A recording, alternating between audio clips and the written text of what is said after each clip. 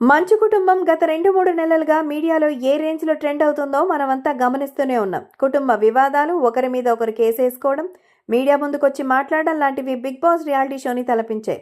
అయితే ఈ క్రమంలో మోహన్ బాబు ఇంటికొచ్చి మీడియాపై ఆయన మైక్ లాక్కొని దాడి చేయడం, ఆ రిపోర్టర్ ఇప్పటికీ హాస్పిటల్లో చికిత్స అందుకుంటూ ఉండడం వంటివి.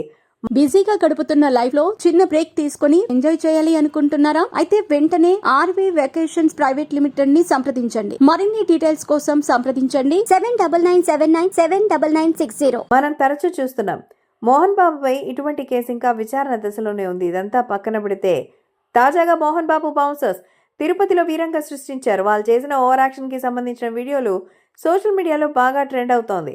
మరి నెటిజన్స్ ఈ తీరుపై తీవ్ర అసహనాన్ని వ్యక్తం చేస్తున్నారు. పూర్తి వివరాలకు వెళితే మోహన్ బాబు యూనివర్సిటీకి సమీపంలో ఉన్న ఒక రెస్టారెంట్ ధ్వంసానికి గురైనటువంటి ఘటన పెనుదుమారం రేపింది.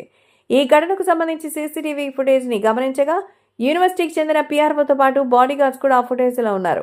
ఈ ఘటనపై సమీప ప్రాంతాల్లో ఉన్నటువంటి జనాలను అడిగి తెలుసుకోగా ఇంతకుముందు ఈ రెస్టారెంట్లో ఉన్న సతీష్, ఇప్పుడున్న సతీష్ వేరు అంటూ బౌన్సర్లకు ధైర్యానికి ఇచ్చి మొత్తానికి సపోర్ట్ చేశాడు.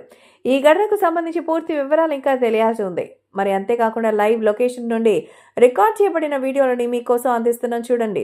చూసిన తర్వాత మీ అభిప్రాయాన్ని తెలియచేయండి. సోషల్ మీడియాలో నెగిటివ్ అయితే మోహన్ బాబు తీరుపై తీవ్రమైన ఆగ్రహాన్ని వ్యక్తం చేస్తున్నారు.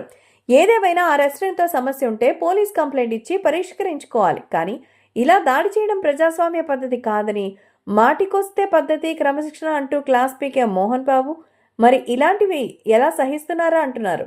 ఇప్పుడు యూనివర్సిటీని మొత్తం మరి క్లోజ్ చేయించినటువంటి మోహన్ బాబు మరి మేనేజ్ చేసేటువంటి రోజుల్లో ఇంకా ఇలాంటివి ఎన్ని జరుగుతాయో వినలేదు. మంచు విష్ణు ఉన్నప్పుడు కూడా ఇలాంటి ఘటనలు జరగలేదు. ఇదే తొలిసారి.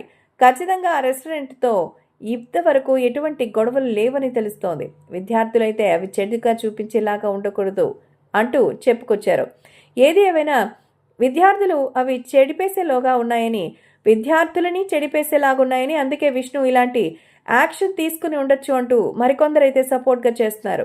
రెస్టారెంట్ వాళ్ళు తప్పు చేసినా కూడా దండించడానికి మోహన్ బాబు కానీ విష్ణు కానీ ఎలాంటి అధికారం లేదు అనేది వాస్తవం.